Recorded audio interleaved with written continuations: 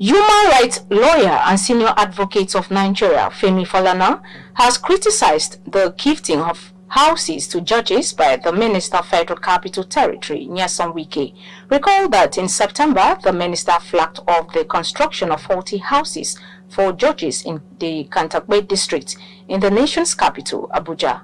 Sparking public outrage, Wike stated that upon completion, 20 of the houses will be allocated to judges of the FCT High Court, 10 to judges of the Federal High Court, and the remaining to judges of the Court of Appeal.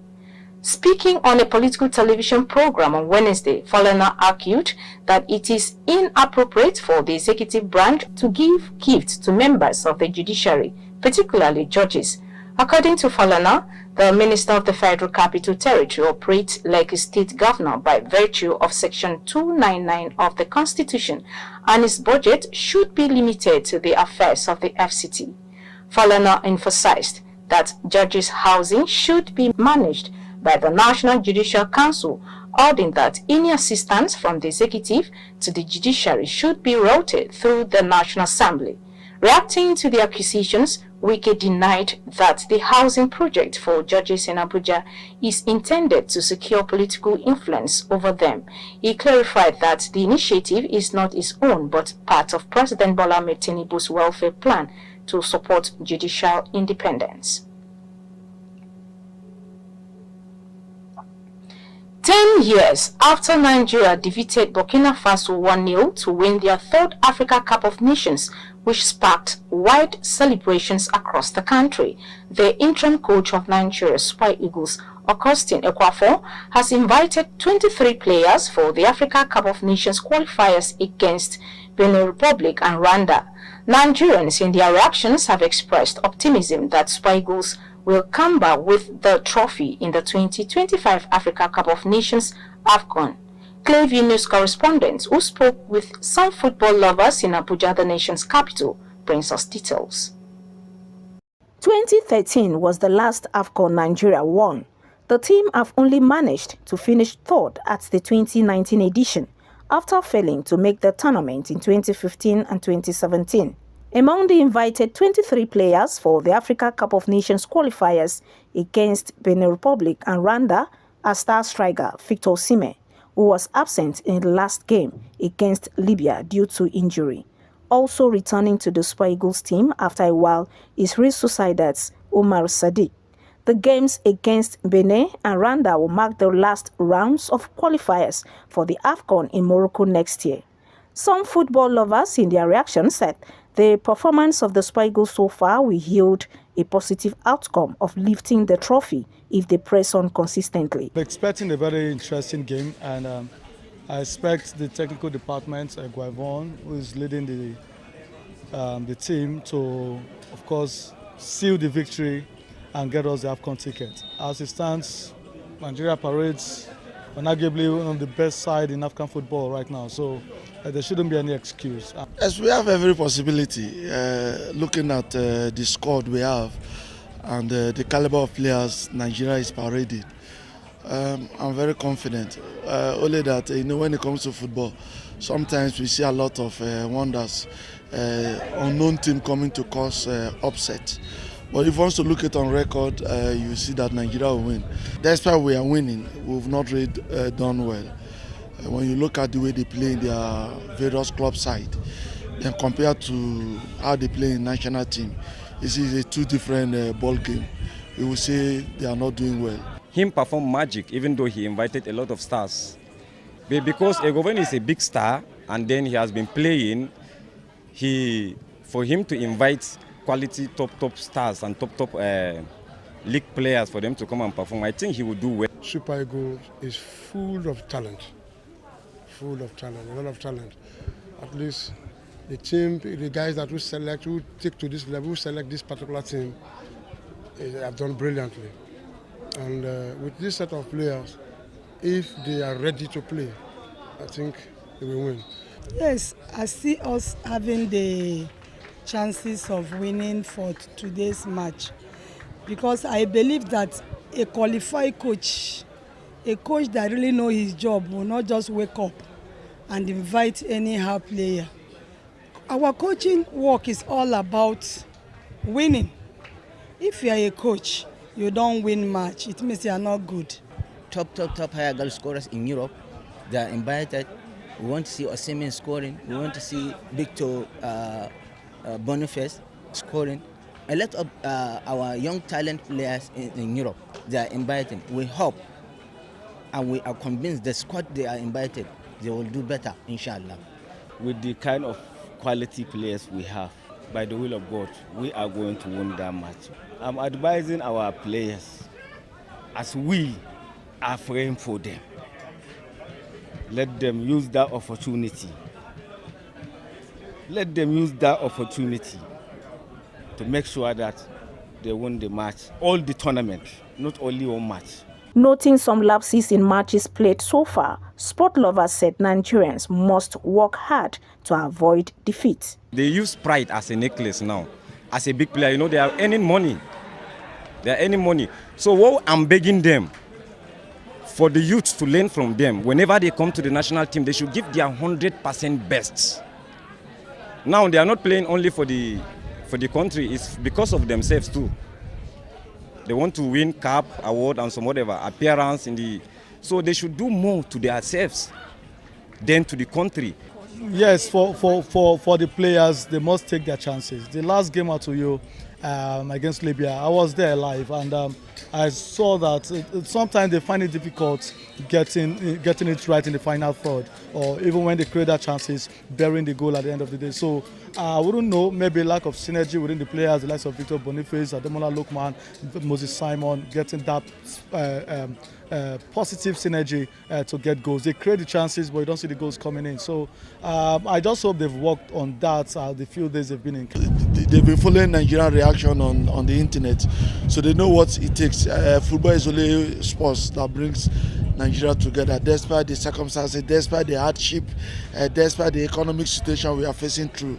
When it comes to football, you see everybody is united, and the Super Eagles player, they knows that. And if there's anything they will give to Nigerians for them to win and make Nigeria happy. Even that have grown to understand in Nigeria, Nigeria is all about winning. You understand? You've forgotten that the God I give you winning to is God of other countries. If you are being called up to defend your country in a situation like this, my sister, my brother, not everybody will get invited like that. And it's an history you want to make. So you have to do, we are now giving reference to 1994. What kind of reference are we going to give in your time of play? So let them win and let them also get another reference point. With 2 matches remaining for the Super Eagles, Nigeria tops the Group D of the qualifiers with 10 points after CAF awarded Nigeria 3 goals and 3 points for the abandoned match against Libya.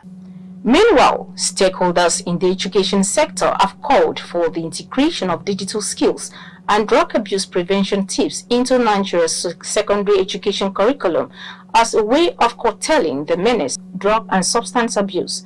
The call was made at a 3-day workshop organized by the Speak Out Africa initiative on Wednesday in Abuja.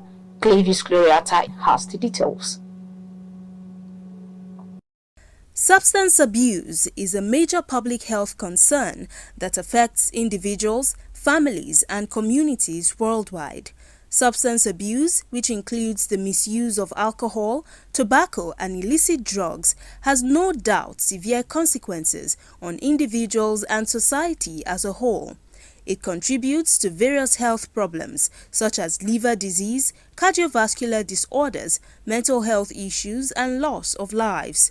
According to the UN Office on Drugs and Crime World Drug Report 2024, 292 million people worldwide used drugs in 2022, which is a 20% increase over the past decade. It is a similar situation in Nigeria, where its use cuts across all ages, ethnicity, and social class. As conversations around combating substance abuse in Nigeria continue to gain traction, relevant stakeholders have converged on this hall for a 3-day workshop to brainstorm and map out strategies geared towards rewriting the narrative that has gradually eaten deep into the universal basic education systems. The program here is integration of drug abuse prevention and digital skills education into the Nigerian secondary school curriculum. And today we are having a very key component of this program, which is a workshop. And all the stakeholders are here, the UBEC, the who is who in education sector. Then we have very, very, very important civil society organizations that works around education and youth and drugs from across 12 states, which are the beneficiary states in this: the Enugu, the Abia, the Taraba, the Bauchi, the Benue, the Plateau, the Osun, the Ondo, the Delta, and the Edo. They are all gathered here, as you can see them. And what are we doing? We also have 12 selected teachers from all these states I've just mentioned, from different schools. And these schools were carefully selected so that the stakeholders can come to discuss how we can be able to develop and review a model. What we are doing is to develop a model, life skill drug prevention model and digital skill education model. A model that will be used in Nigerian secondary schools to be able to do two things. One is to prevent drug abuse among our very, very loving students from GS1 to SS3, as well as digital skill education. We are looking at, getting a proposal draft from this dialogue, and then we will have to replicate this particular, program down to state levels, because we want to also carry along teachers at the state levels and then other CSOs at the state levels. Stakeholders are optimistic that the integration of digital skills and drug abuse prevention into Nigeria's secondary education curriculum will be a step in the right direction to restructuring the nation's educational sector. According to the initiator, that they want to develop teaching modules that can carry out these specific objectives. One, to develop the digital skills of any child, and two, to prevent drug abuse in the society, is a highly welcome initiative. And that is why developing a modules on these two areas of life will, in no small measure, contribute to the advancement of technology and also to the well-being and peace association of the society. We have this drug education infused in secondary school curriculum before now, and we've been pushing for the review so that because drug is an emerging issue, it needs constant review. So if we have the push from all stakeholders, both the government, from non-governmental organizations, CSO, if we all put hands together to push for this, then we can achieve what we want for our country, to make it a drug-free country. Digital skill is increasingly becoming important in this 21st century, that we cannot do without it. One, we are thinking that proper integration of digital skills and drug abuse prevention is going to produce a lot of impact, a lot of outcome, not only even in secondary school, but even as we progress to the tertiary institutions. Because one, digital skill acquisition will help to redirect the attention of the students to proper engagement in things that will be of value, not only to them but also to the society. It is expected that the outcome of the workshop will produce an action plan and template for the fight against drug and substance abuse in secondary schools across the country. Gloria Atta, reporting for Clearview News.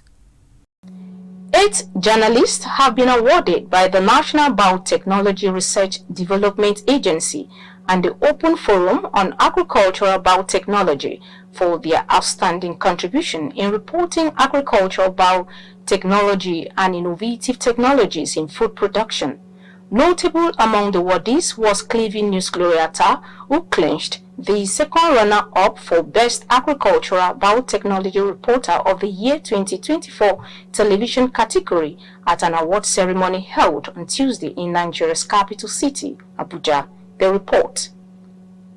The Open Forum on Agricultural Biotechnology OFAB Nigeria Media Award is an annual ceremony designed to recognize exemplary journalism aimed at stimulating best practices in the adoption of agricultural technologies, particularly agricultural biotechnology for food security.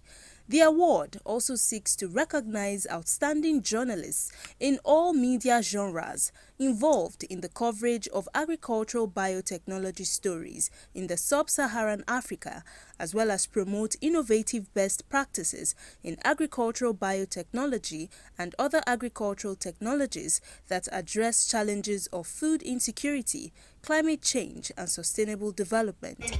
The 8th OFAB Award and Gala Night ceremony provided yet another platform to recognize journalists who have contributed to the advancements and development of agricultural biotechnology for sustainable agriculture and food security through their outstanding storytelling abilities. In his keynote address, the Minister of Innovation, Science and Technology, Uche Nnaji, commended OFAB for the initiative while reaffirming Nigeria's decision to continue exploring science and technology to improve the lives of its citizens, especially in the areas of food and nutrition security. It is a pleasure to join you in recognizing the resilience and dedication of our media professionals who advance science and technology across Africa. I commend OFAB for this award, which equips journalists to excel and highlights Nigeria's contribution to global scientific progress. The journalists we honor today make complex science accessible, especially to rural farmers, supporting food security and agricultural growth in line with President Tinubu's 8-point agenda. However, our vision of development through science remains only a vision if we don't act. Also speaking at the event, Director General of the National Biotechnology Research and Development Agency, Professor Abdullahi Mustafa, said the OFAB Media Award serves as a testament to the importance of responsible journalism and media communication in this critical field. Biotechnology has emerged as a beacon of hope in the field of agriculture, offering us innovative solutions to the pressing challenges that we face today. From climate change, induced stresses, to the need for increased food production to feed the growing population. The science of biotechnology has provided us with tools and techniques to navigate these complex issues. The theme of this year, inform, educate, inspire, celebrating exceptional agricultural biotech reporting, is aptly chosen. The media serve as the bridge that connect the advancements and breakthrough in biotechnology to the broader public. Your work in translating complex scientific concept into understandable narrative is invaluable. In 2017, when we launched the OFAB Media Awards with a vision to bridge the yearning communication gap in the public understanding of critical scientific advancements made in agricultural biotechnology. Over the 8 remarkable years, OFAB Nigeria has fostered a broad and collaborative partnership, with the media that has empowered many journalists today and promoted science literacy.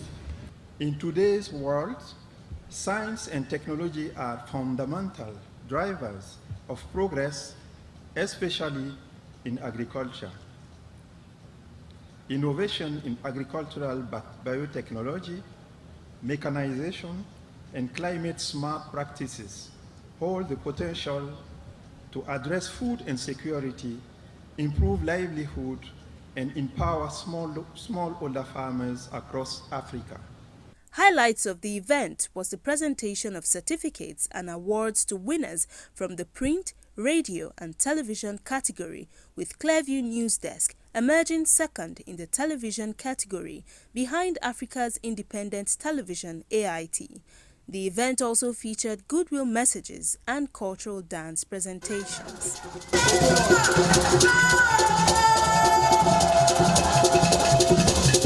Gloria Atta reporting for Clearview News.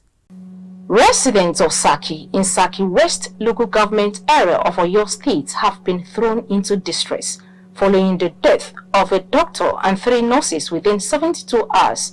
According to report, residents became apprehensive when a nurse who is a staff of the hospital died 3 days ago, while the doctor and 2 other nurses in the same hospital died between Tuesday and Wednesday. However, none of the hospital's patients were lost. Meanwhile, there has been speculation about the cause of the death to be food poisoning. However, this has not been confirmed until an autopsy has been conducted on the deceased. If you are just joining us, you are watching the news on Clearview News Desk. We'll be back after this break. Stay with us. We break the news. This is Christ Embassy. Recollect, we were the first to break this. Governor Abba Kabir Yusuf of Kano State has approved the appointment of 3 second-class emirs. And this? Erasmus is the most successful program of the European Union to support education and youth. And this? Fubara is not an ungrateful person. And more. Tension is currently mounting in Rivers State. The planned arraignment of Yaya Bello. Across our platforms. Subscribe now and you will be receiving our notifications and never left out as the news breaks on Clearview. Welcome back. The management of Obafemi Awolowo University, Ile-Ife, Osun State, has disclosed its commitment to assist extra year students struggling with their studies by considering a waiver for them. The move is in response to a recent suicide attempt by 200-level students who attempted suicide following academic struggles. According to an internal memo from the University Senate Division on Wednesday, dated November 1st, 2024, the University Senate Division, a special committee of deans meeting was convened to address the case of the affected students and thereafter came up with compassionate measures. The memo signed by the Deputy Registrar M.S. Oluwajoba revealed that the students, whose name was not stated, had transferred from the Faculty of Pharmacy to the Department of Biology Education and reportedly attempted suicide on October 16. The incident, however, prompted the Dean of the faculty to take up the matter to the higher authorities.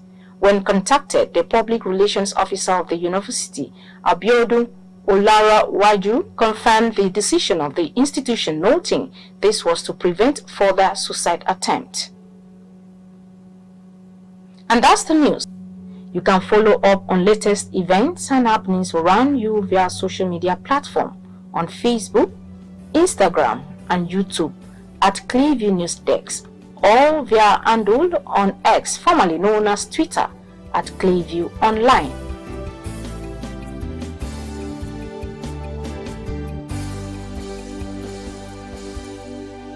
Many thanks for watching. I am Imefonokon.